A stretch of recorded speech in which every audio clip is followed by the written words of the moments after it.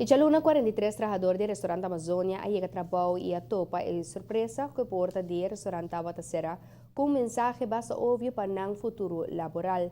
O trabalhador na aqui a topa com o ministro de Trabalho awe para conhecer não opção não. Ministério de Labora busca informação necessária para conhecer de todas bandas de medalha para me a reunir com o trabalhador de Amazônia. O ministro de Labor Paul Cruz a indicar que ainda não conhece a intenção concreta de dono de Amazônia. Não sabe se lo solicitar permisso para retirar o trabalhador na oficina lo bate bancarrota. Tanto tem que a situação aqui ainda não está confirmada, estava importante para o trabalhador não riba não direito.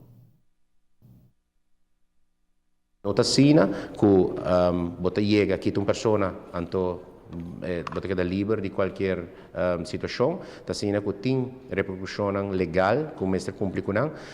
Informação que nós está dando também que nós também está em contato também com a pessoa, com o diretor de Amazônia, na onde que nós quer saber também que a intenção seguinte. Essa aqui não é aspecto não legal que nós quer lá também naturalmente no departamento de labor para se trabalhar aqui. Nós vamos massa de uma toque a palavra de apoio no trabalhador. Desde aí passar, por exemplo, no momento que dono de trabalho compra NV over e compra de maneira que chamar lusten e lasten de companhia.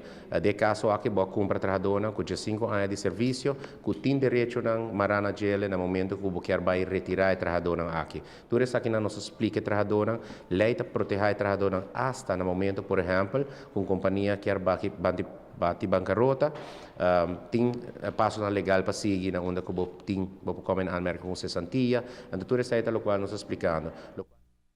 O ministro de Trabalho espera que conheça mais pronto possível a intenção concreta de dono de Amazônia para por seguir aconselhar o trabalhador e o ministro avisa nós que ele sente que o trabalhador está um pouco mais tranquilo depois que copiaram a mostrar interesse para que não dolor.